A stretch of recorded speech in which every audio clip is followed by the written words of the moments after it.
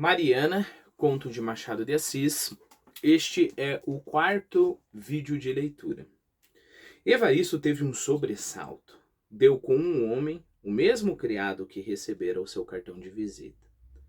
Lembrou-se depressa. Mariana recolheu-se à tela que pendia da parede, onde ele a viu outra vez trajada à moda de 1865, penteada e tranquila. Como nos sonhos, os pensamentos, gestos e atos mediram-se por outro tempo que não o tempo. Fez-se tudo em 5 ou 6 minutos, que tantos foram os que o criado despendeu em levar o cartão e trazer o convite. Entretanto, é certo que Evaristo sentia ainda a impressão das carícias da moça.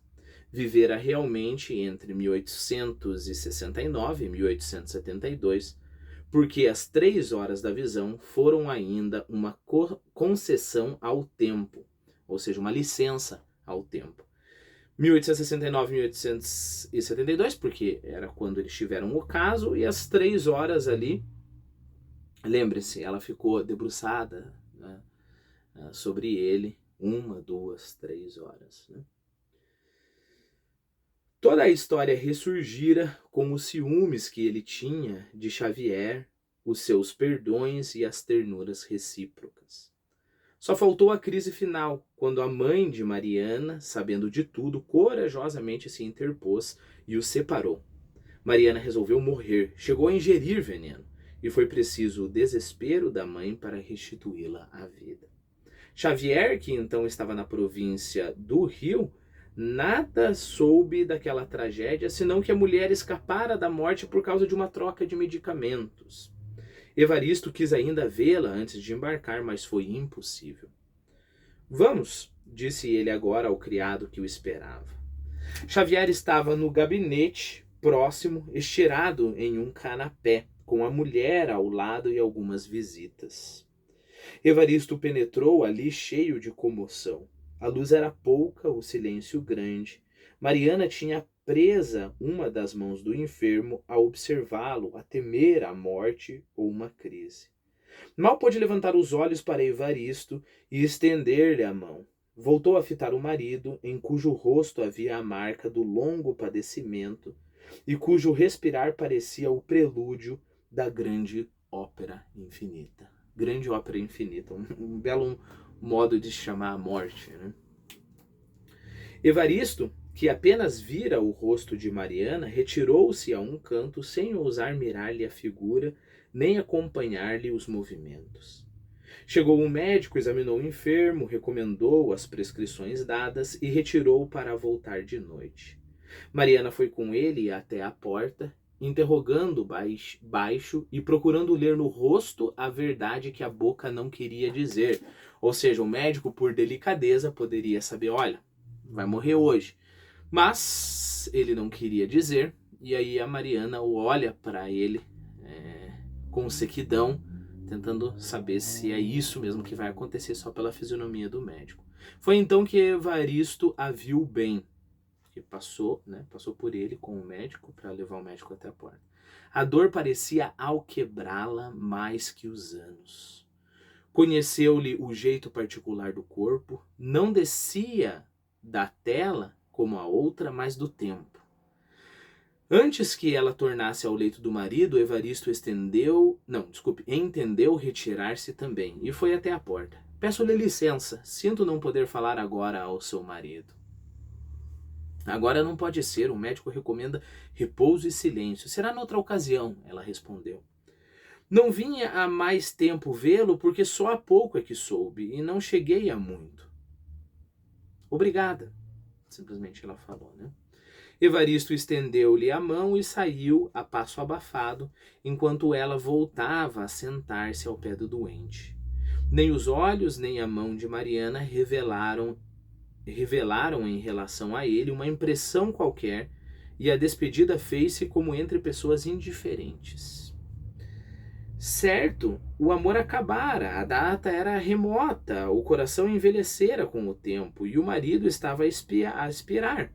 Mas, refletia ele, como explicar que, ao cabo de 18 anos de separação, Mariana visse diante de si um homem que tanta parte tivera em sua vida, sem o menor abalo, espanto, constrangimento que fosse. Eis aí um mistério. Chamava-lhe mistério. Ainda agora, a despedida. Percebeu? O narrador entende muito mais, né? Eis aí um mistério, falando o narrador através dos pensamentos de Evaristo. Daí o narrador faz uma nova frase e fala chamava-lhe mistério. Chamava o que de mistério? Para não chamar da indiferença, simplesmente indiferença que ela sente em relação ao Evaristo, enquanto o Evaristo acabou de ter quase uma experiência de epifania, relembrando tudo aquilo, né? Chamava-lhe mistério. Ainda agora, a despedida, sentira ele um aperto, uma coisa, que lhe fez a palavra trôpega, que lhe tirou as ideias e até as simples fórmulas banais de pensar e de esperança, de pesar e de esperança, que seriam formas banais de pesar e de esperança, seriam o que socialmente estaria correto a ele falar para ela, olha, ele vai melhorar, Deus está com você, sei lá, o que qualquer fórmula, né? Ele, entretanto, não recebeu ela, entretanto, não recebeu dele a menor comoção. E lembrando-se do retrato da sala, Evaristo concluiu que a arte era superior à natureza. A tela guardara o corpo e a alma.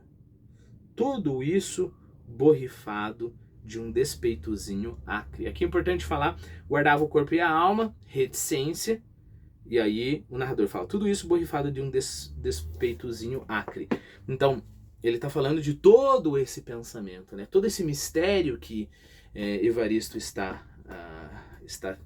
perseguindo, borrifado de um despeitozinho acre. Lembre-se que acre pode ser azedo ou amargo, né? Xavier durou ainda uma semana. Indo fazer-lhe segunda visita, Evaristo assistiu à morte do enfermo e não pôde furtar-se à comoção natural do momento, do lugar e das circunstâncias. Mariana, desgrenhada ao pé do leito, tinha os olhos mortos de vigília e de lágrimas. Quando Xavier, depois de longa agonia, expirou, mal se ouviu o choro de alguns parentes e amigos.